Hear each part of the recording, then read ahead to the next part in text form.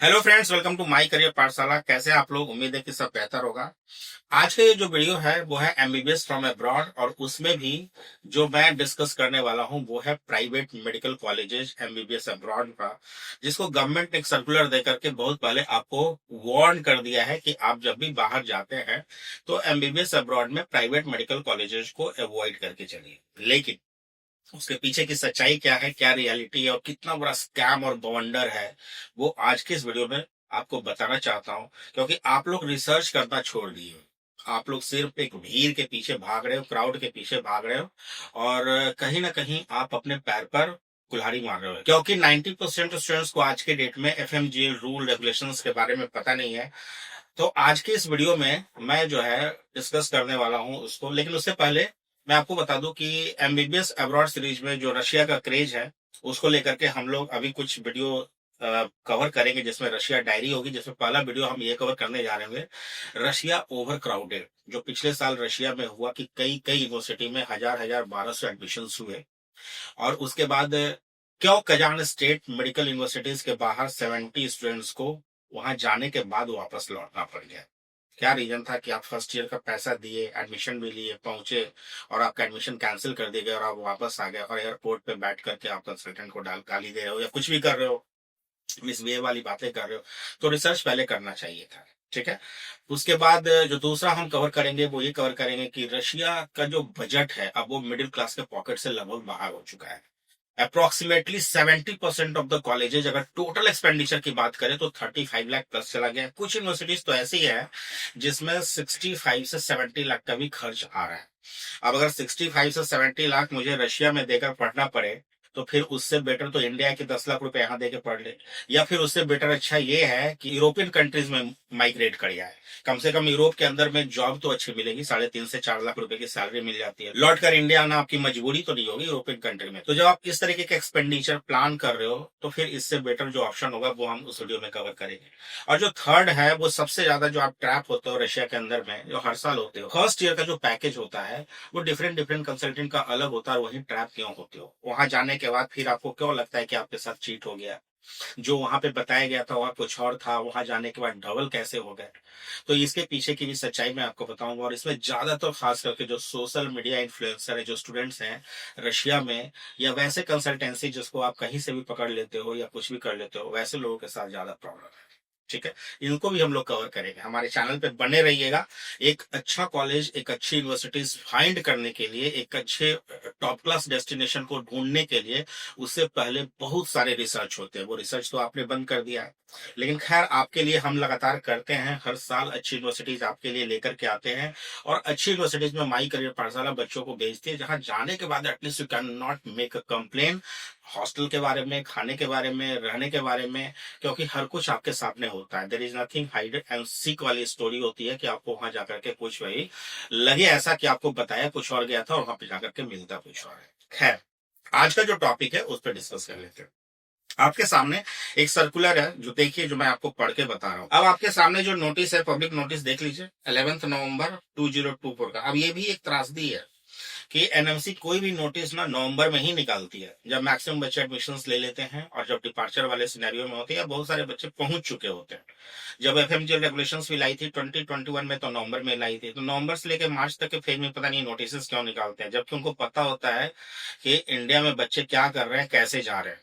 खैर, गवर्नमेंट का जो इसके अंदर में जो रवैया है वो बहुत ढीला ढाला है, इस बात से इनकार नहीं किया जा सकता। लेकिन खैर फिर भी देखते हैं पब्लिक नोटिस में क्या लिखा है।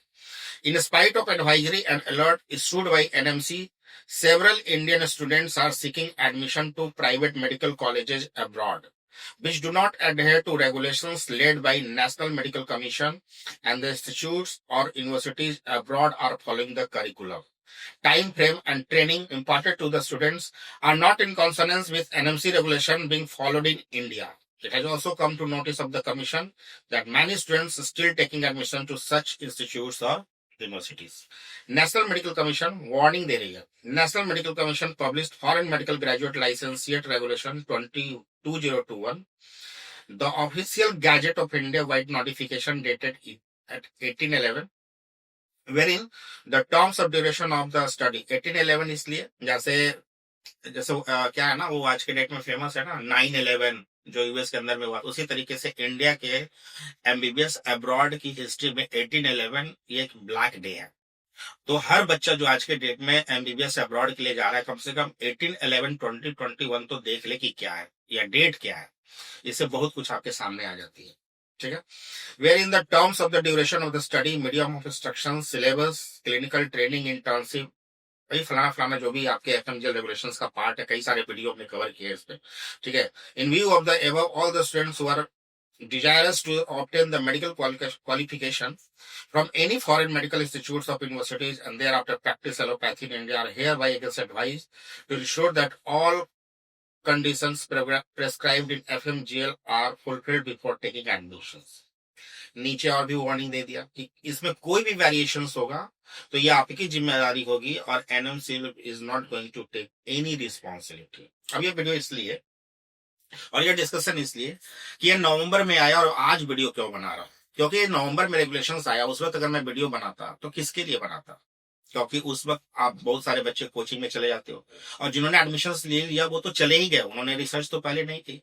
आज इसलिए क्योंकि आप 2025 में नीट का पेपर होने जा रहा है और उसके बाद फिर एमबीबीएस अब्रॉड का जब प्लान करेंगे तो कम से कम आप वो गलती ना करें जो आपके सीनियर आपके फ्रेंड करके गए। आपको बता दूं, आप जब बाहर कंट्रीज में प्लान कर रहे हैं, स्पेशली खास करके Russia, Kyrgyzstan, Uzbekistan, Kazakhstan, Tajikistan, XYZ, ये जितनी भी सीआईएस कंट्रीज है, खास करके रशिया से टूटकर अलग हुई जितने भी सीआईएस कंट्रीज है, बेलारूस, आज के डेट में वियतनाम, तिमोर लेस्ते, बहुत सारे ऑप्शंस आपके पास आ चुके हैं। इनमें से 50% ऑफ द यूनिवर्सिटीज आज के डेट में प्राइवेट यूनिवर्सिटीज हो चुकी है।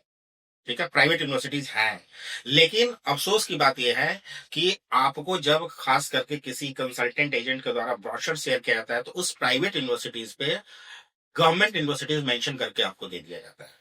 आज के डेट में most of those private universities are governed by Indian consultant. उसके अंदर में 5 स्टार हॉस्टल आपको देखने को मिलेगा, जो आपका पहला अट्रैक्शन पॉइंट होता है।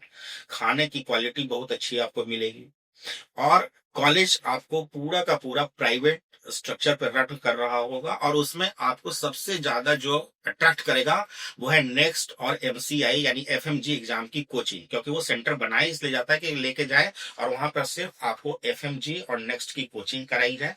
उसका किसी हॉस्पिटल से दूर दूर तक कोई रिश्ता नहीं होता है, किसी तरीके का कोई क्लिनिकल ट्रेनिंग, इंटर्नशिप, किसी तरीके का कोई पैरामीटर्स वो एफएमजीएल के अंदर में मैच नहीं करती है। जो कहानी पहले चल रही थी 2021 से पहले, वो कहानी आज भी चल रही है और उससे ज्यादा चल रही है। इसमें गवर्नमेंट का जो ढीला ढाला रवैया है, खास करके कि उन्होंने एनएमसी के साइड से एमसीआई की लिस्ट हटा दी और ये सारा ठीकरा आप पे फोड़ दिया कि आप अपनी जिम्मेदारी से बचे जाइए। आज आपको बता दूं कि जिनके भी ब्रोशर में एनएमसी अप्रूव्ड लिखा होता है वो आपको बेवकूफ बना रहे हैं। आज के डेट में एनएमसी अप्रूव्ड नाम की लिस्ट को इंडिया में है ही नहीं। गवर्नमेंट ने सीधा बोल दिया कि भाई हमने 4 रूल बना दिए, इसी के आधार पे आपको जाना है, अपना फाइंड करना है तो फाइंड करके जाइए, बाकी सारी आपकी जिम्मेवारी है। ठीक है, तो इस सारे कंट्रीज में खास करके जब आप जा रहे हैं, अच्छा आप ये बोलोगे कि 2 और कंट्री है, नेपाल और बांग्लादेश। सी नेपाल बांग्लादेश में प्राइवेट मेडिकल कॉलेजेस हैं but they are incline to India, मतलब उनका जो गवर्नमेंट खास करके जो स्ट्रक्चर है, सॉरी एकेडमिक स्ट्रक्चर है, जो सिलेबस है, जो पैटर्न है, इंटर्नशिप है, वो एक इंडिविजुअल बॉडी नहीं है। रशिया, किर्गिस्तान और उज्बेकिस्तान वगैरह में क्या, रशिया के अंदर में क्या है कि प्राइवेट यूनिवर्सिटी लगभग ना के बराबर है। रशिया में गवर्नमेंट यूनिवर्सिटीज के अंदर में बहुत सारे ऐसे कॉलेजेस हैं जिसमें फैकल्टी, इंग्लिश फैकल्टी की प्रॉब्लम है, ये रशिया का प्रॉब्लम है। बाकी उज्बेकिस्तान, कजाकिस्तान, किर्गिस्तान वगैरह में तो जितने गवर्नमेंट नहीं है उससे ज्यादा प्राइवेट हो चुके हैं आज के डेट में, और आपको पता ही नहीं है। उससे ज्यादा खतरनाक बात, मतलब डेंजर सिचुएशन तो ये है कि उसमें पढ़ने वाले 2nd ईयर 3rd ईयर बच्चों को भी पता नहीं, जिसमें पढ़ रहे वो प्राइवेट यूनिवर्सिटीज है। प्रॉब्लम यहाँ है। ठीक है, तो आप सोचिए कि आप जहां प्लान कर रहे हैं तो आपकी रिसर्च कैसी है और आप कितने डेंजर वाले सिचुएशन में मतलब एडमिशन लेने के लिए जा रहे हैं। बात कर लूं बांग्लादेश नेपाल वाले सिचुएशन है। बांग्लादेश नेपाल में क्या है कि कोई भी कॉलेज अपने आप में एक इंडिविजुअल यूनिवर्सिटीज नहीं है, वो वहां के गवर्नमेंट यूनिवर्सिटीज के साथ, जैसे नेपाल के अंदर में 2 ही यूनिवर्सिटीज है, काठमांडू यूनिवर्सिटीज और क्या बोलते हैं त्रिभुवन यूनिवर्सिटी। तो ये दोनों गवर्नमेंट यूनिवर्सिटीज है और इसके कोर्स करिकुलम जो गवर्नमेंट ऑर्गेनाइजेशन के लिए है वही प्राइवेट ऑर्गेनाइजेशन के लिए है। तो यहाँ प्रॉब्लम इस तरीके का नहीं है जो बाकी CIS कंट्रीज में है, जो अपने आप को खुद एक यूनिवर्सिटीज बना लेती है और अपने कोर्स करिकुलम उस हिसाब से डिजाइन करती है। ठीक है। नेपाल के अंदर में भी सॉरी बांग्लादेश के अंदर में भी सेम सिचुएशन है जो नेपाल के अंदर है, क्योंकि इंडिया के अंदर में भी वही सिचुएशन है। तो इंडिया, नेपाल, बांग्लादेश खास करके प्राइवेट कॉलेजेस में एक एक्सेप्शन कर सकते हैं, जहां पर उनके नॉर्म्स, गाइडलाइंस कॉलेज नहीं गवर्नमेंट ऑर्गेनाइजेशंस डिसाइड करती है। But in the CIS countries it is decide and the manage by the private players over there, जो आपके लिए बहुत डेंजर सिचुएशन है। तो इसलिए गवर्नमेंट जो है हर बार एक नोटिस देती है। जब से FMGL रेगुलेशन आया है, गवर्नमेंट ने 2021 के बाद हर साल एक नोटिस आपको डिक्लेयर करती है और आपको वार्न करती है कि आप सोच समझ करके जाइए। अच्छा, उससे भी अच्छी बात, यानी बुरी बात बोल दूं या अच्छी बात बोल दूं, ये हो गया कि आज के डेट में बड़े बड़े प्लेयर कोचिंग इंस्टीट्यूट्स या जो आपको नीट की कोचिंग देते हैं, वो अब इसके अंदर में एडमिशन के प्रोसेस में आ चुके हैं।